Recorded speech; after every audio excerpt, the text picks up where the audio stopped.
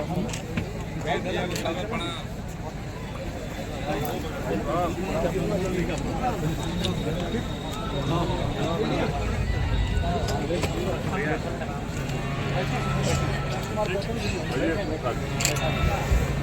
सरस्वती के इस पावन मंदिर में बिना उनकी आराधना के एक कदम भी। आज का दिन सबसे पवित्र त्योहार है और इसलिए इस त्योहार को मनाने प्रतिवर्ष की तरह इस वर्ष भी आपके बीच उपस्थित होकर इस स्मृति को नमन करने आया हूँ।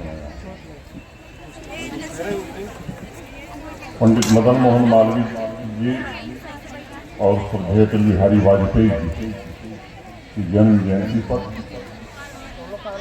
मैं उन दोनों महापुरुषों की पुण्य स्मृति को प्रणाम करता हूँ, उन्हें श्रद्धांजलि अर्पित करता हूँ और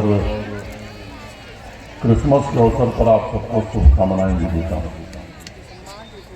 ये सच है कि गाजीपुर के बहनों भाइयों और विशेष रूप से नई पीढ़ी के बीच में होना मेरे लिए दुनिया में कहीं होने से अधिक महत्वपूर्ण है, आनंददायक है। और इसलिए मैं कहीं भी रहूं, मेरी मिट्टी मुझे बरबस खींच लाती है। इस पावन धरती की सहजता और इसकी नैसर्गिक ऊर्जा की तुलना मुझे लगता है कि कहीं से भी संभव नहीं है। मेरे लिए गाजीपुर नक्शे पर बना हुआ एक क्षेत्र नहीं है, बल्कि यह मेरे अस्तित्व का भी प्रतीक है।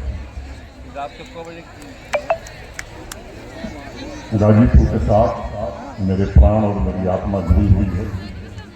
गाजीपुर में अपनेपन का जो स्वाद है वही मेरे जीवन की सबसे अमूल्य संपदा है। इस परिप्रेक्ष्य में मैं ये भी कहना चाहूँगा कि गाजीपुर की कला, आध्यात्म, संस्कृति की विरासत में केवल पूर्वांचल और उत्तर प्रदेश को नहीं बल्कि भारत की ताकत में भी बहुत बड़ा योगदान दिया है। कभी कभी मुझसे लोग पूछते हैं कि क्या आपको गाजीपुर की याद आती है, क्या कभी आप गाजीपुर को मिस करते हैं?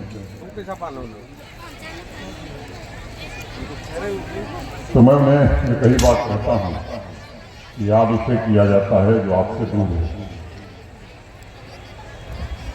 जो आपसे अलग हो, लेकिन जो आपकी परछाई बनकर चल रहा हो, उसे याद करने या उसे मिस करने का सवाल ही कहाँ पैदा होता है।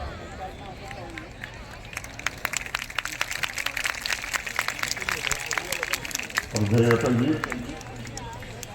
एक बात कहते थे कि इससे फर्क नहीं पड़ता कि आदमी कहाँ खड़ा है, पथ पर है या रथ पर, तीर पर है या प्राचीर पर। फर्क इससे पड़ता है कि जहाँ खड़ा है या जहाँ उसे खड़ा होना पड़ा है वहाँ उसका धरातल क्या है। गाजीपुर भी मेरी परछाई और मेरा असली धरातल है। अटल जी का शताब्दी वर्ष मनाया जा रहा है, इसलिए मैं पहले अटल जी से ही अपनी बात शुरू करता हूँ। उनको नमन करते हुए कुछ बातें मैं आपके बीच साझा करना चाहूँगा। तो अटल जी ने हमेशा इस बात पर बल दिया कि जनता ही आराध्य है। उनके लिए कोई स्लोगन, कोई नारा नहीं था, बल्कि मैं मानता हूँ अटल जी को एक ऐसा योद्धा जिन्होंने जनता को आराध्य मानते हुए सुशासन के मूल मंत्र को इस देश में साकार करने का काम किया। उन्होंने समाज के वंचित वर्गों को समानता और देश के सभी नागरिकों को एक समान अवसर की न सिर्फ पुरजोर वकालत की बल्कि विकेंद्रीकृत व्यवस्था को बढ़ावा देने पर विशेष रूप से बल दिया ताकि जनशक्ति को राष्ट्र की धन शक्ति में परिवर्तित किया जा सके। मैं मानता हूं कि जुझारू क्रांतिकारी और भावुक कवि के हृदय के संगम श्रद्धेय अटल जी ने दशकों तक हमारे राष्ट्रीय जीवन के व्यापक क्षेत्र को प्रभावित किया और एक मौलिक चिंतक के रूप में राजनीति की विपरीत और समानांतर धाराओं के बीच सदैव समन्वय स्थापित करने का भी ऐतिहासिक काम किया, जो भारतीय राजनीति में दुर्लभ पाया जाता है। उनकी सात्विक शक्ति, उनकी विनम्रता, आर्थिक उदारवाद की सोच और देश के प्रति समर्पण की भावना जैसे मूल्यों का प्रभाव था कि वह विपरीत विचारधारा के लोगों को और विभिन्न विचारधारा के लोगों को भी अपनी तरफ सहजता से आकर्षित कर देते थे। उनका मत था कि विचारधारा कुछ भी है, लेकिन भारत और उसका हित हर किसी की सर्वोच्च प्राथमिकता होनी चाहिए। 60 के दशक में अटल जी ने देश को एक नया मंत्र दिया, भारतीय शरण का, इंडियनाइजेशन का। ये नया दर्शन मैं समझता हूँ कि भारतीय राजनीति को सबसे अमूल्य निधि के रूप में अटल जी ने सौंपा। आजकल देश और समाज को इसकी आवश्यकता है और इसलिए मैंने विचार किया कि आज आपको मैं क्या बात करूँ। अटल जी का कहना था कि किसी भी व्यक्ति के लिए राष्ट्र सर्वोपरि होना चाहिए। भारत में रहने वाले सभी व्यक्ति, चाहे जिसकी पंथ के हों, किसी भाषा के हों, जिसकी जाति के हों, किसी प्रदेश के हों, वह भारत के प्रति अनन्य और अविभाज्य निष्ठा रखें। यानी भारत सबसे पहले, इंडिया फर्स्ट, बाकी सब कुछ बाद में। कभी कभी श्रद्धेय अटल जी इस बात से दुखी रहते थे कि अनेक लोगों के लिए राष्ट्र बाद में आता है, और उन्होंने बिना लाग लपेट के इस बात को कहा भी कि संपूर्ण भारत के प्रति निष्ठा रखने वाले व्यक्तियों की संख्या उंगली पर गिनी जा सकती है।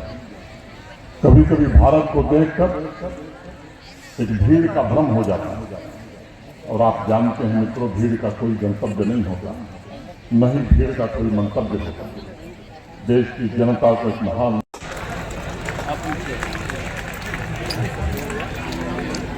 भैया 1 मिनट जी भैया फोटो हमको भेज दी तुमसे।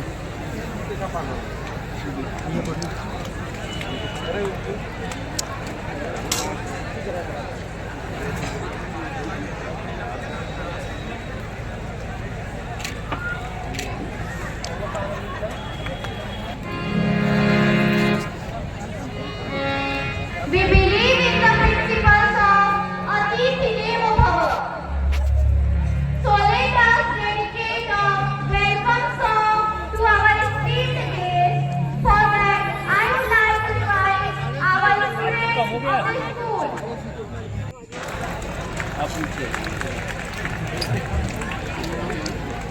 भैया 1 minute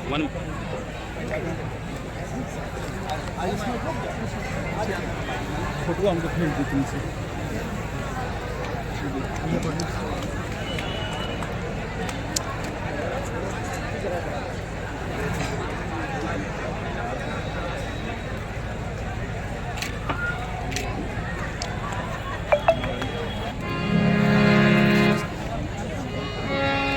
We believe in the principles of Atithi Devo Bhava. So let us dedicate a welcome song to our esteemed guests. For that, I would like to invite our students of the school.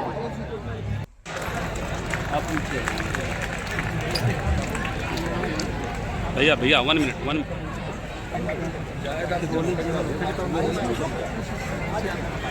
Photo हमको भेज दी तुमसे।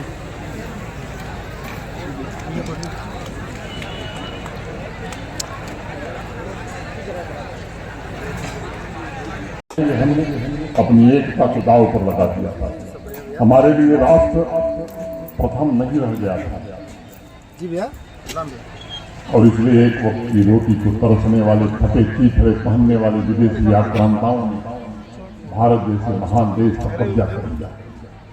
युवा पीढ़ी को दृढ़ निश्चय करना होगा कि हम समाज को जोड़ने का काम करेंगे। एकता ही हमारी सबसे बड़ी ताकत होगी। अटल जी और महामना की जन्म जयंती पर आइए हमने अपनी एकता के दाव पर लगा दिया था। हमारे लिए राष्ट्र प्रथम नहीं रह गया था, और इसलिए एक वक्त की रोटी को तरसने वाले फटे चीथड़े पहनने वाले विदेशी आक्रांताओं ने भारत जैसे महान देश पर कब्जा कर लिया। युवा पीढ़ी को दृढ़ निश्चय करना होगा कि हम समाज को जोड़ने का काम करेंगे। एकता ही हमारी सबसे बड़ी ताकत होगी। अटल जी और महामना की जन्म जयंती पर आइए हमने अपनी एकता को दांव पर लगा दिया था। हमारे लिए राष्ट्र प्रथम नहीं रह गया था और इसलिए एक वक्त की रोटी को तरसने वाले फटे चीथड़े पहनने वाले विदेशी आक्रांताओं ने भारत जैसे महान देश पर कब्जा कर लिया। युवा पीढ़ी को दृढ़ निश्चय करना होगा कि हम समाज को जोड़ने का काम करेंगे। एकता ही हमारी सबसे बड़ी ताकत होगी। अटल जी और महामना की जन्म जयंती पर आइए हमने अपनी एकता को दांव पर लगा दिया था। हमारे लिए राष्ट्र प्रथम नहीं रह गया था और इसलिए एक वक्त की रोटी को तरसने वाले फटे चीथड़े पहनने वाले विदेशी आक्रांताओं ने भारत जैसे महान देश पर कब्जा कर लिया। युवा पीढ़ी को दृढ़ निश्चय करना होगा कि हम समाज को जोड़ने का काम करेंगे। एकता ही हमारी सबसे बड़ी ताकत होगी।